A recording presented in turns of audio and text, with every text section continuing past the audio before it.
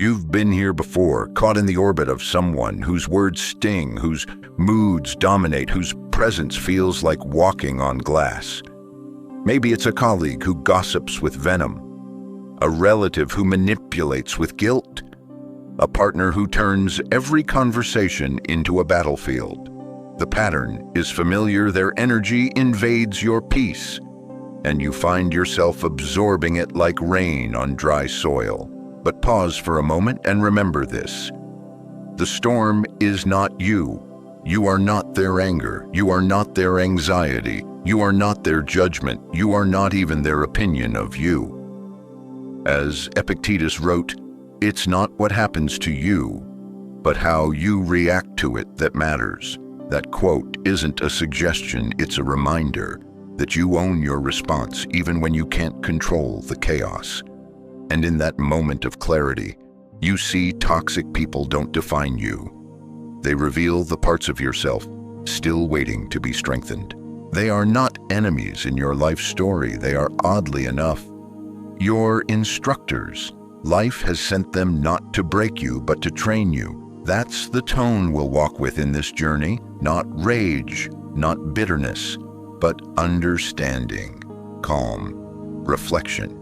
And if that kind of inner strength is something you want more of in your life, take a moment now to subscribe to the channel, because these quiet lessons drawn from ancient Stoicism and modern life are here to guide you forward. Imagine standing still as the wind howls around you. You don't shout at the wind to stop. You don't reason with it. You simply learn how to brace yourself, to remain upright. That's what Stoicism gives you, the ability to stay grounded, even when others are spinning out. So ask yourself this: who do you become? When the room gets dark, can you be the lamp that still glows? This is where the journey begins, not by fighting the storm, but by no longer becoming it. Someone says something cruel. The words slice through the air like a blade. Your body tightens, your heart stirs. A response rushes to your lips, sharp, immediate, fueled by the fire they've lit. But you don't speak, not yet. You pause, and that pause, it's everything. It is the invisible strength between what they do and how you choose to respond. And within that space, you find your greatest Stoic weapon, self-command. Marcus Aurelius once wrote, "You have power over your mind, not outside events." Realize this and you will find strength. This is not just philosophy, it's a skill. And in moments of tension, it may be the only thing that keeps you from spiraling into regret. The pause is not weakness, it's wisdom. It's the moment you remember, I do not need to react on their timeline. I do not need to match their energy. I can choose something better. Think of it like standing at a fork in the road. One path leads to escalation, to raised voices, to wounds that echo long after the conversation ends. The other, it leads to stillness, to clarity, to dignity. The person in front of you may be throwing sparks, but you don't have to become dry wood. In nature, storms do not ask for permission before they arrive. But trees do not scream back. They bend. They root deeper. They endure. So the next time someone tries to bait you into conflict, ask yourself, what do I value more, being right or being at peace? That single question will often stop you from walking into battles that were never yours to fight. Pausing isn't passive. It's the quiet assertion of control. It's your declaration that you are not their puppet, not their echo. You are your own person acting on principle, not provocation. And the more you practice this, the more natural it becomes. Like a muscle being trained, your pause becomes your power. Let others act out. Let them speak too soon. You breathe, wait, watch. You are not delaying your response. You are choosing it. It starts small. A subtle insult dressed as humor, a missed apology, a boundary nudged, not broken but nudged nonetheless. You let it go. It's not worth the fight, you think. But the next time it's more direct. louder, sharper, and slowly, without realizing it, you begin to teach others how to treat you, because in truth, what you permit, you promote. The Stoics didn't speak in terms of boundaries the way we do now, but their wisdom. It fits perfectly. Epictetus was clear. A man should so live that his happiness depends as little as possible on external things.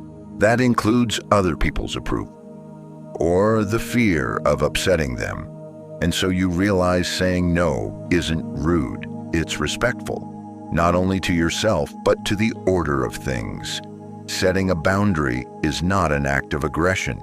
It's the act of preserving your values. Boundaries aren't walls. You're not shutting people out. You're defining the space, the sacred space in which mutual respect can exist. Just as fire belongs in a hearth and not on the floor, some people must be kept at a distance to keep peace alive. Think of a garden. Left unattended, weeds will choke the life from it. You don't hate the weeds, but you remove them. You make space for what should grow. Likewise, when someone repeatedly drains, you mocks your choices, invades your time, or crosses emotional lines, you are not obligated to endure it in silence. Stoicism teaches us endurance, yes, but not masochism. There's a difference between patience and permission. You don't need to scream. You don't need to explain endlessly. You simply need to make it clear, this is not acceptable. This is not how you'll be treated. And if that line is crossed again, there will be distance, not as a punishment, but as protection. Ask yourself this: what have I been tolerating that violates my peace? And more importantly, why sometimes we keep the peace with others by going to war with ourselves. That is not stoic, that is surrender. Let your boundaries be quiet, consistent, and unwavering, not drawn in anger but in clarity. What you allow is what continues. And today you draw the line. You feel it again, that rising pull toward the edge, the urge to clap back, to prove a point, to dive into the storm and come out victorious. It's tempting, but in that moment, something steadier whispers inside you. Don't follow them. Choose yourself. Because when someone acts with disrespect or drama, your power lies not in beating them at their game, but in refusing to play it. You don't meet chaos with chaos. You meet it with character. The Stoics had a word for this kind of stability, arete. It means excellence of character. It's not about image. It's about living in alignment with your highest self. Seneca put it plainly, a good character when established is not easily overthrown. That's what you're building. A solid core, one that isn't shaken by gossip, criticism, or manipulation. Think of yourself like a compass. The world spins wildly, but you remain pointed north. That's virtue, that's principle, and that's what makes you unshakable even in the company of the unkind. When you respond to cruelty with calm, you're not being weak, you're being anchored. You're saying, I will not become what I disapprove of, just to feel powerful in the moment. That's real strength. Imagine someone flailing in quicksand. You don't jump in to wrestle them out. You stay on firm ground. You offer what help you can, but you don't drown with them. In life, too, not every battle is worth your peace. Still, it's hard. We crave justice. We want fairness, but you're not here to fix every wrong. You're here to stay in tune with who you are, even when others forget who they are. So ask yourself, who do I want to be when I'm tested? Because that is what defines you, not how others act, but how you choose to stay whole. When the world around you fragments, let others choose ego, let others choose games. You choose character every single time, not because it's easy, but because it's right. You've seen it happen. Someone lashes out, and almost like magic, the person they target begins to reflect it back. Sarcasm meets sarcasm. Anger fuels anger. Disrespect is returned tit for tat. But here's the truth. Stoicism teaches you don't have to be a mirror. You are not obligated to reflect back the worst parts of someone else. In Meditations, Marcus Aurelius reminded himself daily, when you wake up in the morning, tell yourself the people I deal with today will be meddling, ungrateful, arrogant, dishonest, jealous, and surly. But I have seen the beauty of good and badness has no hold on me. In other words, the presence of ugliness doesn't mean you must become ugly in return, and that is your turning point. Toxic people often want a reaction, not resolution. Their chaos needs a partner. If they can't control you, they'll try to provoke you, and if you reflect their behavior, you confirm their narrative that the world is cold, petty, and unkind. But when you refuse to echo their energy, something shifts. You remain yourself. You stay composed. And in doing so, you quietly end the cycle. Think of it like walking past a shouting person in a hallway. If you shout back, you've joined the noise. But if you keep walking, their words lose power. It's the same with toxic behavior. You don't ignore it. You acknowledge it for what it is, but you don't give it free rent in your mind or the steering wheel of your day. This isn't suppression, it's self-direction. You feel the hurt, you see the insult, but you respond from a deeper place, not a triggered one. You decide who you want to be, not them. Ask yourself, whose energy do I want to carry with me after this conversation, mine or theirs? This isn't about taking the moral high ground with pride. It's about not letting someone else pull you out of your values, your peace, your strength, your integrity. That's yours to keep, no matter what they say or do. Let them be who they are. You quietly and powerfully choose not to reflect it, because your job is not to become them. Your job is to remain you. Sometimes the most toxic person in the room doesn't need to raise their voice, because they've already taken up residence inside your mind. That sharp comment someone made, you're still repeating it hours later. That judgmental look, it triggered a spiral of self-doubt. And now, long after they've left, you're the one doing the damage. Overthinking, overanalyzing, wondering if maybe they were right. This is where Stoicism steps in, not just to shield you from others, but to rescue you from yourself. Epictetus warned, it's not things themselves that disturb us, but our opinions about them. In other words, it's not always what they say, it's what you choose to believe about it. Toxic people have a way of planting seeds of inadequacy, of guilt, of unworthiness. But those seeds, they only grow if you water them with self-doubt. So pause. Ask yourself, whose voice is this in my head right now, mine or theirs? Because the harshest critic often isn't your own. It's an echo of someone else's pain projected onto you. You wouldn't let a stranger into your home to insult you. So why let them live in your thoughts? Rent-free. Think of your mind like a garden. It needs tending. You decide what grows there. If someone throws in weeds, that doesn't mean you have to let them take root. You've likely had moments where a single word ruined your whole day. That's not weakness, that's human. But the Stoic path reminds you, you can feel hurt without building a home in that feeling. Toxic people will challenge your self-worth, but your value, it doesn't decrease because someone fails to see it. You are not their opinion. You are not their narrative. You are the one who chooses what stays, and what passes through. In time, you'll learn to notice that voice, the one that says you're not enough, that maybe they're right, that you should have done more, and when you do, you'll meet it not with fear, but with firmness. No, that's not mine. That's not true. Let your inner voice become your sanctuary, not your battlefield, because the most powerful form of peace is the one you create inside. You walk into a room, and the atmosphere is heavy before a single word is spoken. Their size, their posture, their silence. It all carries weight, and instinctively you reach for it.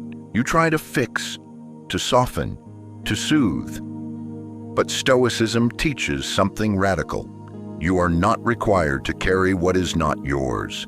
Toxic people often project their unresolved pain, their frustrations, their shame onto others.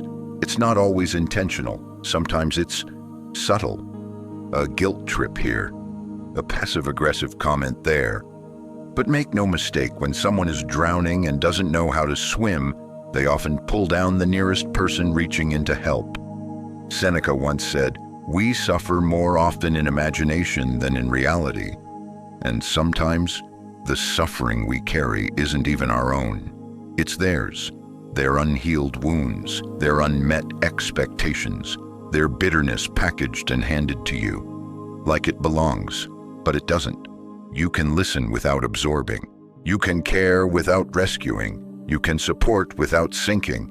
Think of it like a person walking down the road, dropping pieces of their emotional baggage. You notice it, you feel for them, but you are not obligated to pick it all up and carry it on your back. And yet, we often do. Why? Because we think it's love or loyalty or strength. But true strength is not in carrying everyone else's pain. It's in knowing where you end and where they begin. Ask yourself, am I being kind or am I abandoning myself to comfort someone who refuses to grow?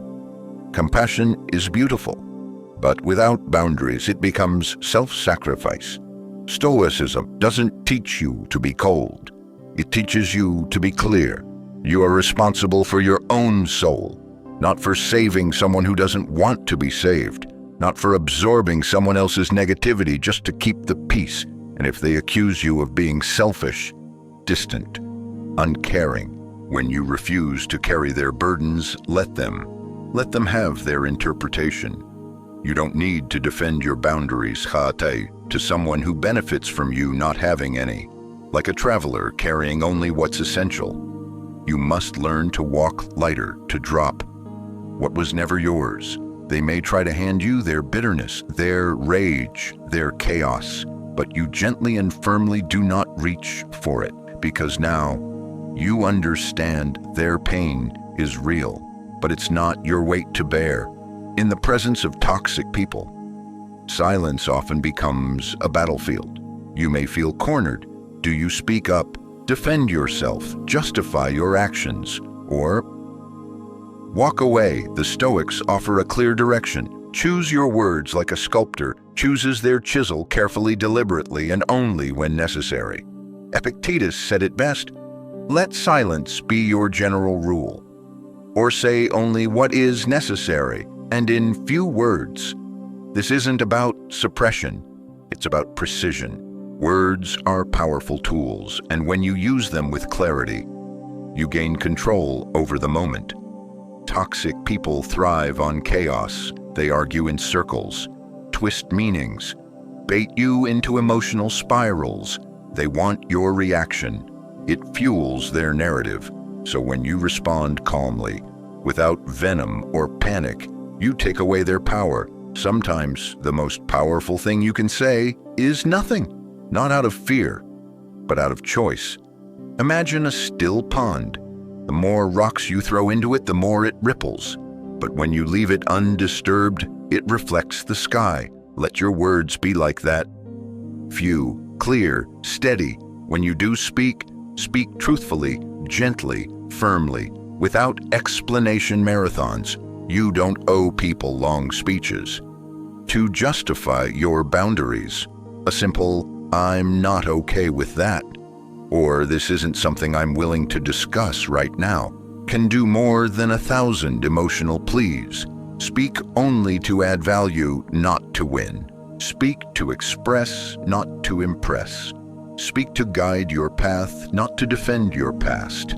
Ask yourself, am I speaking from my center or from my wounds? That one question can transform how you communicate. You'll notice over time that the more toxic a person is, the louder they demand to be heard. But volume isn't truth, and you You don't need noise to be powerful. Your presence, your restraint, your deliberate words, they say everything. When you speak less, but mean more, people begin to listen differently. Even if they don't agree, they know you are rooted, calm, controlled. Let others waste their breath. You speak when it matters.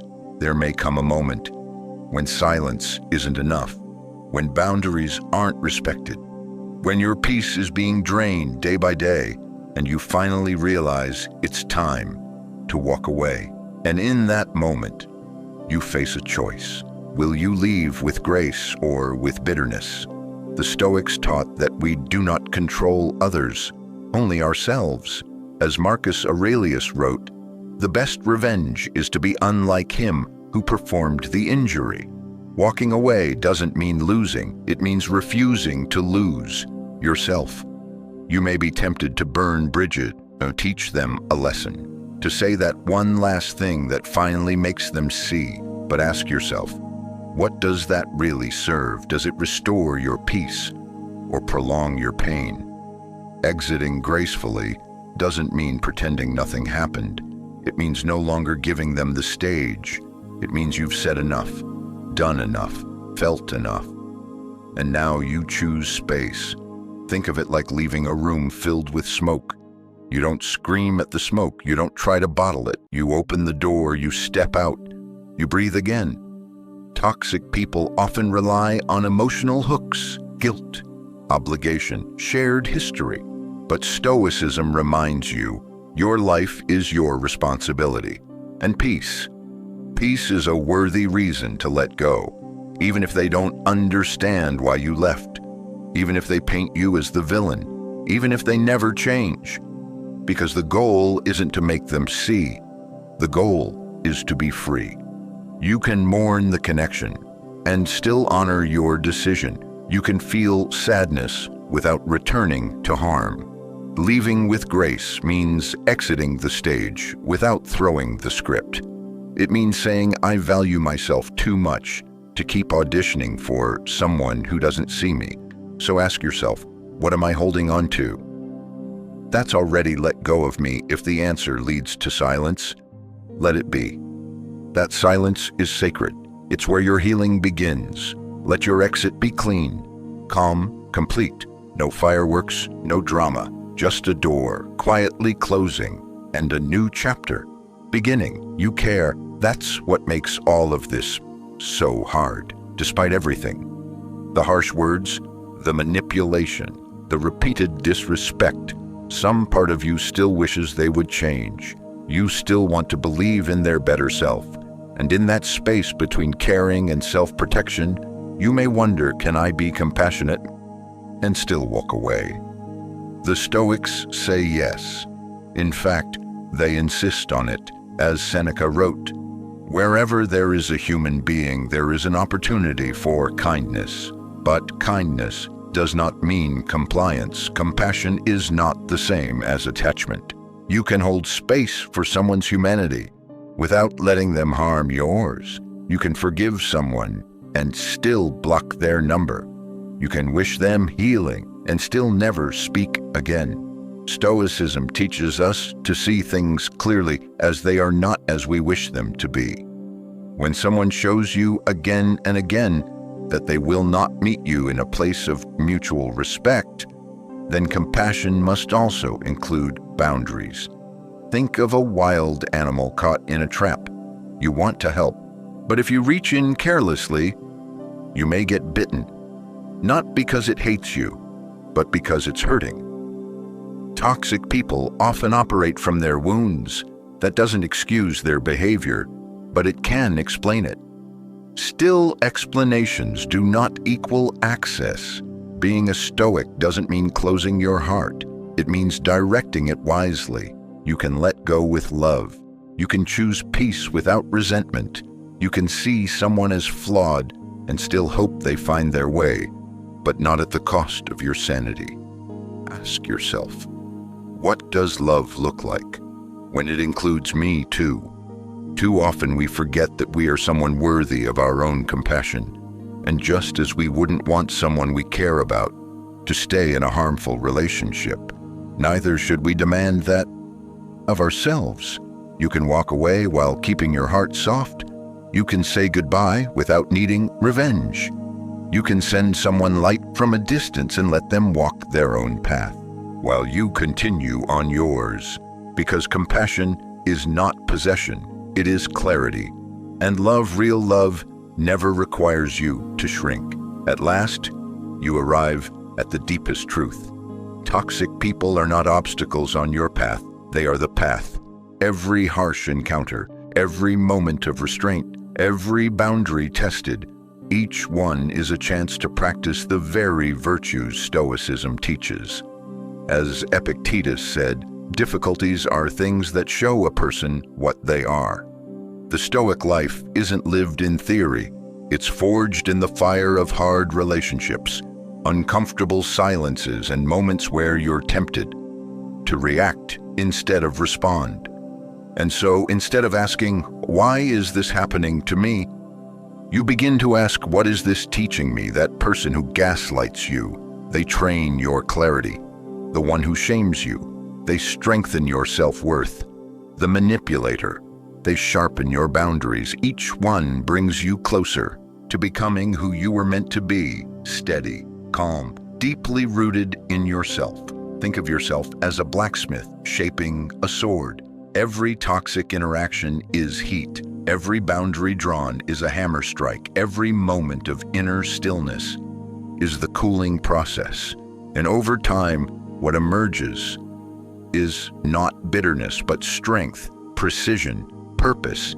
This doesn't mean you seek out toxic people, nor does it mean tolerating abuse. It means you stop seeing yourself as a victim of their chaos and start seeing yourself as a student of your own growth.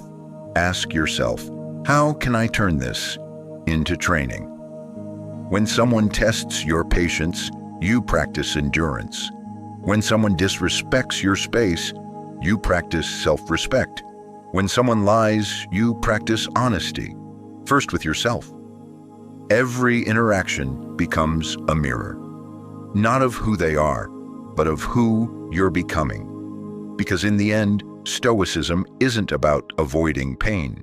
It's about transforming pain into wisdom, turning poison into clarity, using every encounter, even the difficult ones, to live more intentionally.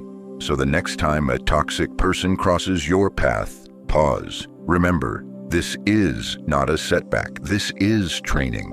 This is your philosophy alive, breathing, walking into the room with you. And now you've come full circle. You began this journey, looking for a way to handle toxic people, maybe to understand them, maybe to protect yourself, maybe to finally find peace where there's been too much noise. But what you've discovered is far more profound. The answer was never about changing them. It was about changing your relationship with yourself. Because toxic people will always exist in workplaces, in families, sometimes even in friendships you once cherished. But how you respond, that is where your power lives. You've learned that you can be still in the storm, that silence can be strength, that boundaries are a form of love, not just for others, but for yourself. And most importantly, that every difficult interaction is a chance to live out your values instead of abandoning them. You are not made to match others' chaos. You are here to become more of yourself. Calm, wise, whole. So as you go forward, carry this thought with you. You are allowed to leave the table where respect is no longer being served. And when you do, let it be without vengeance, without shame.